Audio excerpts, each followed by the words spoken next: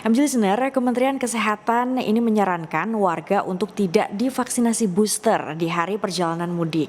Dan hal ini untuk menghindari kemungkinan adanya kejadian ikutan pasca imunisasi atau KIPI. Dan juru bicara vaksinasi COVID-19 Kemenkes, Dr. Siti Nadia Tarmizi, dalam konferensi pers pada Selasa 12 April lalu mengatakan MJ Listener bahwa KIPI yang timbul pasca vaksinasi booster ini didominasi reaksi lokal atau kategori ringan seperti nyeri di tempat suntikan, bengkak, hingga kemerahan dan pegal. Namun bagaimana ya jika terjadi adanya laporan KIPI berat di pos vaksinasi? Kami akan membahasnya langsung dengan juru bicara vaksinasi COVID-19 Kementerian Kesehatan Republik Indonesia, Dr. Siti Nadia Tarmizi yang sudah bergabung melalui line telepon. Selamat pagi, Dr. Nadia. Selamat pagi, Mas Sofi, para pendengar MJ Listener. Terima kasih dok sudah bersedia meluangkan waktu untuk bergabung bersama kami pagi ini. Dokter, ini mudik sebentar lagi begitu dok. Ini Presiden mengumumkan juga bahwa vaksinasi booster ini menjadi salah satu syarat wajib begitu dok bagi yang akan mudik lebaran. Nah kira-kira apakah ada peraturan mengenai vaksin booster ini terbaru atau yang terupdate begitu dokter Nadia? Iya, jadi kalau mengenai tata cara pelaksanaan vaksinasi tentunya masih sama ya Mbak Sofi ya. Hanya artinya akan ada seperti sentra vaksinasi pada tempat-tempat seperti misalnya di stasiun, kereta api, di pelabuhan, di bandara yang bisa diakses oleh masyarakat. Saat ini juga di beberapa tempat juga sudah ada ya untuk pelaksanaan vaksinasi ini. Tetapi juga kemudian khususnya untuk para pemudik yang menggunakan moda transportasi darat ya. Nah ini kita ketahui kalau kemudian di pengguna transportasi moda dengan darat ini kan kalau mudik ini kan biasanya ada posko-posko mudik ya. Nah, jadi di posko-posko mudik ini juga nanti secara terbatas ya, tidak semua posko mudik itu juga akan disediakan layanan vaksinasi. Tapi tentunya kita berharap bahwa masyarakat yang akan melakukan mudik itu sudah jauh-jauh hari mempersiapkan dirinya. Ya, artinya kita tahu bahwa mudik ini adalah suatu berita baik ya setelah hampir 2 tahun kita tidak melakukan mudik dan saat ini tentunya dengan berbagai pelonggaran aktivitas masyarakat dan juga kemudian artinya kita bisa berkumpul nih dengan keluarga besar, perlu tetap kita jaga agar mudik ini tetap aman dan nyaman. Jadi setelah mudik pun tidak ada lonjakan kasus yang kemudian kembali kita harus melakukan pengetatan kegiatan kita. Nah, artinya dengan kondisi tersebut maka pemerintah sudah dari jauh hari mengumumkan salah satu syarat untuk melakukan mudik adalah dengan vaksinasi. Jadi tentunya vaksinasi itu harus dilakukan sebelum mudik karena itu adalah syarat vaksinasi. Dokter Nadia, jika tadi memang sebaiknya vaksin booster itu dilakukan sebelum mudik begitu ya dok ya, tapi memang pemerintah sendiri telah menyiapkan posko-posko begitu untuk vaksinasi, misalnya tadi dokter bilang misalnya di bandara, kemudian di stasiun dan juga beberapa posko di jalur darat begitu. Nah jika kondisinya beberapa mungkin pihak-pihak pemudik ini ada yang juga melakukan vaksinasi booster di hari H di posko-posko tersebut gitu, itu seperti apa dok persiapannya dan juga nanti kira-kira apakah ada prediksi begitu dari pemerintah mengenai para pemudik ini yang melakukan vaksinasi booster di hari H begitu dokter Nadia? Iya, kita pada prinsipnya menyiapkan layanan akses ya untuk para pemudik nih.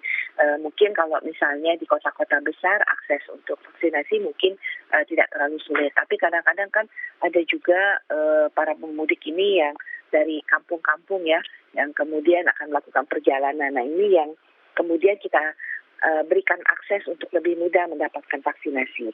Untuk prosesnya tadi kami sampaikan adalah pada prinsipnya sama ya. Hanya saja kita tahu bahwa setelah mendapatkan vaksinasi itu akan ada waktu untuk melakukan observasi 15-30 menit. Nah ini yang juga harus diperhatikan oleh masyarakat. Artinya kalau pada saat melakukan perjalanan kemudian kebetulan akan juga mendapatkan vaksinasi pada hari yang bersamaan, dipastikan waktu keberangkatan dengan waktu untuk mendapatkan vaksinasi tadi. Karena kan kita ada masa observasi ya setelah diberikan vaksinasi tersebut. Untuk target khusus tidak ada ya, kita tidak ada target khusus untuk vaksinasi pada saat mudik tadi. Tapi kita berharap bahwa kembali kita terus menghimbau masyarakat untuk mendapatkan vaksinasi jauh hari sebelum mudik. Karena dia adalah syarat mudik. Jadi kalau syarat mudik ya tentunya dipenuhi sebelum mudik begitu ya. Iya, Iya. dokter. Tadi pertanyaan terakhirnya ini dok, di posko-posko yang sudah disiapkan pemerintah, apakah ada misalnya fasilitas khusus seperti ambulans atau lainnya untuk antisipasi nanti penerima vaksin yang misalnya memiliki kipi berat, begitu dok? Iya, jadi kembali ya pada prinsipnya kan vaksinasi ini adalah syarat melakukan perjalanan mudik. Oleh karena itu yang paling baik itu adalah mendapatkan vaksinasi sebelum mudik ya, karena ini adalah syarat untuk melakukan mudik. Tapi tadi kami sampaikan ya mungkin saja ada masyarakat yang mungkin jauh dari kampung begitu ya, yang mungkin akses vaksinasinya terbatas sehingga bisa mendapatkan vaksin pada saat melakukan mudik. Tetapi artinya kita tahu bahwa pada pelaksanaan vaksinasi setelah mendapatkan suntikan itu akan ada masa untuk observasi ya, untuk melihat tadi efek samping dan kejadian-kejadian ikutan lainnya pasca pemberian suntikan. Nah ini biasanya kita lakukan observasi sekitar 15-30 menit. Kalau 30 menit itu untuk yang mungkin ada kondisi-kondisi tertentu ya, tapi rata-rata sekitar 15 menit. Nah ini juga yang harus diperhatikan oleh masyarakat yang akan mendapatkan vaksinasi supaya juga nanti tidak terlalu mepet dengan jam keberangkatan. Nah tentunya untuk prosedur vaksinasi sendiri, penanganan kipinya tentunya sesuai dengan standar yang selama ini. Artinya pada tempat-tempat tertentu pasti akan ada prosedur untuk penanganan kipinya, termasuk juga kita juga akan menyiapkan ya yang seperti ICU mini atau di ambulans seperti itu, yang kemudian nanti kalau memang diperlukan untuk memberikan penanganan kipi pada kasus-kasus yang berat ataupun kasus-kasus yang membutuhkan rujukan ke rumah sakit. Tapi ini sangat jarang ya Mbak Sofia, karena kita tahu bahwa sudah hampir lebih dari 397 juta dosis yang kita suntikan ya, dan sebagian besar keluhan utamanya itu relatif tidak ada dan hanya keluhan-keluhan ringan saja ya, seperti rasa sakit di tempat suntikan, rasa pegal gitu ya, terutama untuk beberapa vaksin-vaksin tertentu. Tapi biasanya tidak ada keluhan yang betul-betul berat ataupun betul-betul yang membutuhkan perawatan rumah sakit. Baik, dokter. Ini Dokter Nadia dan juga MG Listener, kami membuka segmen interaktif di nomor 021 583 99123. Saya ulangi MG Listener di 021 583 99123. Nah, MG Listener bisa langsung bergabung bersama kami dan nanti bisa bertanya langsung ke Dokter Nadia. Dan sepertinya dokter ini sudah ada penelpon yang masuk. Kita sapa dulu. Selamat pagi. Pagi. Halo, ya, dengan siapa, di mana? Dengan Diana. Iya, Ibu Diana. Silakan pertanyaan untuk Dokter Nadia. Ya, dok, saya mau tanya. Saya ini kan sudah terima vaksinasi booster. Nah, nanti saat saya mudik itu perlu nggak saya menyerahkan bukti negatif tes antigen atau PCR COVID lagi? Terus ini berlaku juga kah sama semua moda transportasi? Makasih. Baik, Ibu Diana, terima kasih atas pertanyaannya. Silakan Dokter Nadia. Ya, terima kasih Bu Diana. Jadi sesuai dengan surat edaran Satgas ya, dan juga surat edaran Kemenhub, untuk pelaksanaan mudik, untuk yang sudah mendapatkan vaksinasi booster, tidak perlu melakukan pemeriksaan atau menyertakan pemeriksaan, baik itu pemeriksaan dengan antigen atau PCR. Ya, pada orang yang baru mendapatkan vaksinasi 2 kali itu harus membawa pemeriksaan laboratorium. Jadi pada yang sudah mendapatkan vaksinasi booster itu tidak perlu membawa pemeriksaan laboratorium apapun. Hanya saja memang yang vaksinnya baru 1 kali ya, itu harus dengan pemeriksaan PCR. Kalau kemudian vaksinnya 2 kali itu harus membawa pemeriksaan dengan antigen. Jadi menyertakan pada saat akan berangkat akan ditanyakan apakah selain kartu vaksinasi yang sudah didapatkan, misalnya dosis lengkap 2 kali, akan ditanyakan lagi apakah membawa hasil pemeriksaan antigen. Nah, untuk orang-orang yang pada kondisi tertentu, yang karena kesehatannya dia belum bisa mendapatkan vaksinasi, tentunya ini berlaku juga cara-cara tersebut. Artinya kalau dia belum mendapatkan vaksinasi sama sekali karena kondisi kesehatannya, maka dia harus membawa surat keterangan dari rumah sakit pemerintah ya, dan juga membawa hasil pemeriksaan PCR yang negatif. Kalau kemudian dia baru dapat 1 kali, juga sama membawa pemeriksaan hasil laboratorium antigen ya. Nah, untuk anak-anak usia 6 tahun ke atas yang kita tahu belum mendapatkan booster ya, ini juga tetap berlaku syaratnya untuk membawa hasil pemeriksaan PCR. Jadi anak-anak yang baru dapat 1 kali harus membawa PCR, sementara kalau yang sudah 2 kali cukup dengan pemeriksaan antigen saja. Nah, di bawah 6 tahun tentunya tidak ada syarat untuk laboratorium ini, hanya saja anak-anak di bawah 6 tahun harus melakukan perjalanan bersama orang tuanya atau saudaranya. Baik, Dokter Nadia, ini sepertinya ada penelpon lagi Dok yang akan bertanya langsung kepada dokter. Halo, selamat Silakan. pagi. Halo, selamat pagi. Iya, dengan siapa, di mana? Dengan Roy di Tangerang. Iya, Pak Roy di Tangerang. Silakan pertanyaannya, Pak. Iya, Bu Nadia mau tanya dong Bu, kalau misalkan tadi kan memang dijelaskan ada tempat-tempat yang dipersiapkan untuk vaksinasi di bandara atau di stasiun. Tapi kalau untuk pengguna kendaraan pribadi, apakah ada juga lokasi-lokasinya? Dan kalau misalkan masalahnya kan walaupun disediakan kan biasanya ketika vaksin kan belum tentu bisa langsung divaksin karena kondisi mungkin karena tensi tinggi atau ada segala macam. Itu apakah memang berarti pemudiknya harus balik lagi dan tidak bisa melakukan perjalanan? Begitu Bu Nadia. Terima kasih.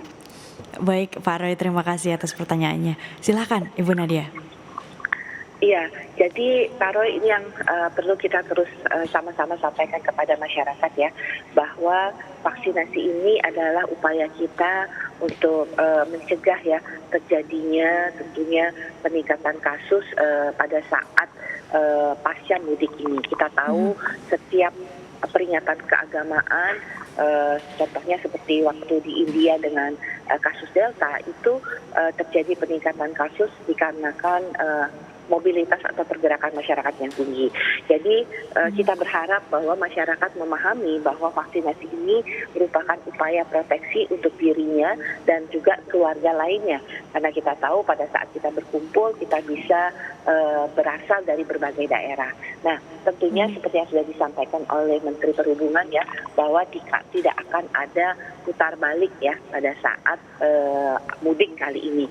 Karena memang pemerintah sudah mengizinkan mudik. Hanya saja kita berharap bahwa masyarakat juga saling menjaga diri kita dan juga kita semua supaya proses mudik tahun ini betul-betul kita jalani dengan aman dan tentunya dengan tidak adanya peningkatan kasus di belakang harinya. Jadi kalau memang misalnya seseorang yang pada saat harusnya mendapatkan vaksinasi, dia itu karena kondisi kesehatannya misalnya darahnya tinggi ya, lebih dari 190 ya. Nah, sebenarnya ini juga tidak sehat ya Mbak Sofi ya, kalau kemudian kita menemukan penumpang yang tekanan darahnya lebih dari 190. Ini tentu akan membahayakan ya saat melakukan perjalanan mudik. Nah, ini tentunya dari sisi kesehatan setelah kemudian tidak memenuhi syarat, maka alternatifnya adalah melakukan pemeriksaan laboratorium ya. Jadi nanti kita akan lihat apakah di sana kita bisa melakukan juga pemeriksaan antigennya kalau dia belum mendapatkan vaksinasi. Tapi artinya pada saat mudik sesuai dengan apa yang disampaikan oleh Menteri Perhubungan, tidak akan ada pemutaran arus balik. Itu yang saat ini sedang kita siapkan ya untuk aturan pelaksanaan. Mhm. Jadi tidak ada putar balik, tapi tadi ya Dok ya, berarti jika harusnya memang udah booster ketiga, vaksinasi ketiga jadi bisa langsung terus, tapi jika vaksinasi baru pertama itu membawa hasil PCR negatif, kemudian jika kedua, sudah vaksinasi kedua itu membawa hasil antigen negatif, begitu ya Dok ya? Nah. Betul, dan juga harus Mhm. diperhatikan kalau mudik itu harus dalam kondisi sehat ya Mbak Sofia. Artinya bukan hanya kita melihat COVID atau vaksinasi, tapi Mhm. kalau kemudian tadi ada penyakit-penyakit seperti tekanan darah tinggi yang cukup tinggi, ya itu artinya dia tidak sehat untuk bisa melakukan mudik tadi. Mhm. Mmm, oke. Dokter, ini ada satu penelpon lagi sepertinya Dok, kita sapa dulu ya Dok ya, selamat pagi. Iya, selamat pagi. Iya, dengan siapa, di Saya, mana Bapak?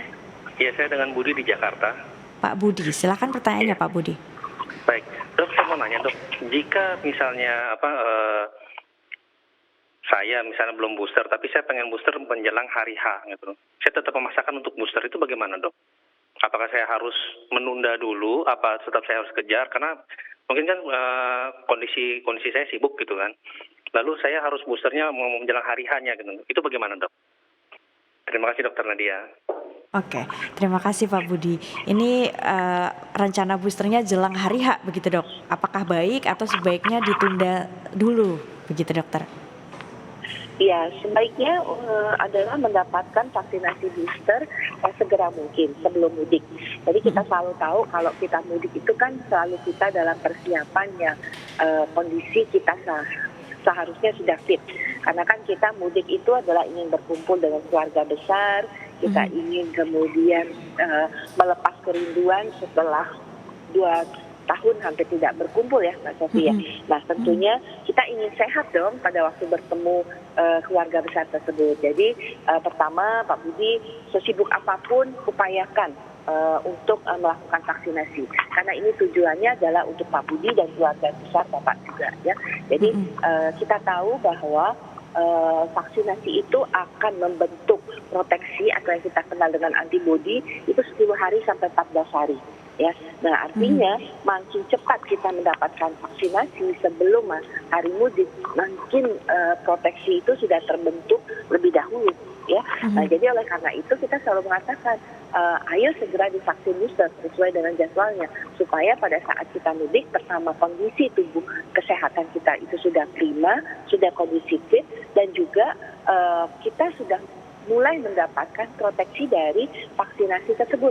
Kalau kemudian kita baru mendapatkan vaksin pada hari H, berarti itu akan ada proses ya untuk tubuh kita membentuk proteksi tadi. Sehingga pada saat kita melakukan perjalanan, kita ketemu orang banyak, kemudian kita berkumpul dengan keluarga besar, proteksi itu belum optimal. Sehingga tentunya resiko untuk tertular atau menularkan orang lain itu sangat besar. Oke, Dokter, jadi memang sebaiknya vaksinasi booster ini dilakukan secepat mungkin begitu ya Dok ya, jika MG Listener mungkin ingin ada rencana mudik nantinya, jadi vaksinasi booster segera mungkin supaya dapat proteksi yang cukup, bahkan ketika nanti kita sudah mulai melakukan mudik, kita sudah sehat begitu ya Dokter ya. Nah tapi Dok, Betul. ini untuk Jadi kita berharap saat kita mudik kita sudah dapat proteksi, ketemu keluarga besar, kita juga tidak menjadi sumber penularan pada orang lain. Dan ingat pada waktu arus balik itu kan juga akan ada mobilitas yang besar ya. Nah itu juga akan berpotensi untuk kita tertular ya dengan kondisi mobilitas yang besar tadi. Nah oleh karena itu proteksi menjadi penting untuk kita lakukan dan mendapatkan vaksinasi sebelum kita melakukan mudik tadi. Dokter, vaksinasi booster ini kan sudah dipastikan tidak membatalkan puasa begitu ya Dok ya. Nah, apa saja kira-kira Dok hal yang perlu dipersiapkan bagi masyarakat atau calon penerima suntikan vaksin booster ini di bulan Ramadan yang juga mungkin saat ini sedang menjalankan puasa? Iya, jadi sedikit mungkin Mbak Safi ya, satu lagi ya, mengapa kita harus mendapatkan vaksinasi jauh hari sebelum kita melakukan mudik, walaupun sesibuk apapun kita upayakan, karena selain tadi kita perlu karena ada periode di masa antibodi itu akan muncul dan memberikan perlindungan yang optimal. Selain itu juga kita kan kalau mudik itu tidak nyaman ya, misalnya kita merasakan misalnya beberapa efek samping, misalnya sakit di bekas tempat suntikan, ya kan. Belum lagi kalau nggak sengaja tersentuh orang lain itu mungkin sakitnya terasa sekali ya seperti itu. Kemudian ada bengkak ya, atau mengalami efek samping lainnya seperti mungkin merasa agak sedikit demam. Nah ini kan nggak nyaman ya untuk kita pada saat melakukan perjalanan mudik. Jadi dua hal tadi sebaiknya sebelum mudik sudah kita mendapatkan vaksinasi. Nah tentunya persiapan apa yang harus kita lakukan, karena memang vaksinasi di bulan puasa itu tidak membatalkan puasa kita, dan ini juga sudah dinyatakan melalui fatwa MUI. Untuk kita yang akan melakukan vaksinasi di bulan puasa, mungkin pada pagi harinya saat sahur jangan lupa tetap melakukan sahur ya, jangan kita melewati sahur gitu ya. Jadi kita sedikit memakan makanan dan kemudian minum air putih yang cukup ya, istirahat yang cukup juga menjadi penting sebelum kita melakukan vaksinasi. Dan saat vaksinasi tentunya ada masa observasi 15 menit ya untuk melihat apakah ada efek samping. Nah kalau kemudian setelah kita mendapatkan vaksinasi mungkin dirasakan badannya kurang enak ya, seperti itu. Nah kita beristirahat, jadi mungkin baiknya kita tidak memaksakan untuk melanjutkan pekerjaan kita, atau kita sedikitlah setengah jam atau 1 jam menghentikan dulu pekerjaan kita untuk kemudian memberikan jeda ya untuk kondisi daripada efek samping tadi untuk bisa segera mungkin kita hilangkan. Yakin ya kalau memang misalnya kondisi tersebut semakin berat, kita juga memberikan seperti obat anti nyeri atau obat penurun panas ya sebagai bagian untuk bisa mengatasi efek samping tadi. Tapi kita upayakan dulu kan, biasanya umat Muslim tuh nggak mau batal ya Pak Sofi ya puasanya. Jadi pertama hentikan dulu aktivitas atau pekerjaan kita mungkin 1 jam atau 1,5 jam, kemudian terasa kalau kondisi tubuh kita sudah semakin baik, kita lanjutkan. Tapi kalau memang kondisinya itu tidak nyaman, ya mungkin kita istirahat betul sampai menunggu azan maghrib supaya tidak membatalkan puasa kita. Tapi kalau memang terasa betul kita tidak tahan dengan kondisi efek sampingnya, ya mungkin kita terpaksa membatalkan puasa atau segera datang ke fasilitas pelayanan kesehatan, rumah sakit atau puskesmas terdekat. Oke, dokter. Dok, untuk saat ini dok, capaian vaksinasi booster kita itu sudah berapa persen dok? Dan nanti kira-kira dalam waktu dekat ini targetnya untuk mencapai berapa persen, dokter Nadia? Iya, kalau kita lihat jumlah vaksinasi dosis ketiga saat ini baru 29,6 juta ya yang mengakses vaksin ini. Ini kurang lebih masih sekitar 8%, 9% ya dari total target kita 208 juta ya. Nah memang artinya ini memang untuk vaksin booster kan memang kita tidak menargetkan untuk selesai sebelum masa mudik. Setidaknya kita berharap 30% masyarakat itu sudah mendapatkan vaksinasi booster pada akhir Mei 2022. Jadi kita tahu bahwa sebenarnya vaksin booster ini mengapa kita lakukan percepatan adalah karena kita ingin mengantisipasi masa mudik yang akan kita hadapi ini. Oke, dokter Nadia terakhir dok, adakah himbauan atau hal-hal yang dokter Nadia ingin sampaikan kepada MG listener dan juga masyarakat yang akan ada rencana mudik nih tahun ini dokter? Ya, baik. Jadi tentunya berita baik untuk kita mudik dan kemudian melakukan berbagai aktivitas di bulan Ramadan ini harus disikapi dengan tentunya kewaspadaan kita. Karena pandemi ini belum selesai, potensi untuk terjadinya peningkatan kasus itu masih ada. Oleh karena itu, upaya pemerintah untuk memberikan perlindungan yang lebih baik lagi pada saat menjalani masa mudik adalah dengan segera melakukan vaksinasi booster. Oleh karena itu kami berharap masyarakat mari kita berkolaborasi, bekerja sama, saling mendukung dalam upaya penanganan pandemi ini untuk segera melengkapi diri kita dengan dosis kedua ataupun yang belum mendapatkan vaksinasi segera mendapatkan vaksinasi, dan tentunya yang sudah mendapatkan dosis lengkap sudah lebih dari 3 bulan untuk segera mendapatkan vaksinasi booster. Karena ini tujuannya adalah memberikan perlindungan kepada kita lebih baik lagi, terutama pada saat mudik ini. Dan jangan lupa kami berharap bahwa vaksinasi bukan satu-satunya upaya untuk kemudian kita bisa menekan penularan, tapi vaksinasi harus dilakukan bersama protokol kesehatan. Gunakan masker dengan benar, ini menjadi hal yang paling penting untuk juga menambah perlindungan kita. Oleh karena itu tentunya supaya kita bisa menjalani mudik yang aman, mudik yang nyaman, mari segera vaksinasi dan juga jangan lupa terapkan protokol kesehatan. Kita tahu ada lansia, ada orang dengan penyakit komorbid, ada anak-anak di bawah 6 tahun yang masih sangat rentan untuk tertular dikarenakan kondisi-kondisi kesehatan. Baik, Dokter Siti Nadia Tarmizi, jadi protokol vaksinasi ditambah disiplin prokes, itu kuncinya, begitu ya Dok. Terima kasih banyak Dokter Nadia atas waktu dan juga informasinya. Salam sehat selalu Dok. Sama-sama, terima kasih Mbak Safi, para MG listeners. Selamat siang Dokter.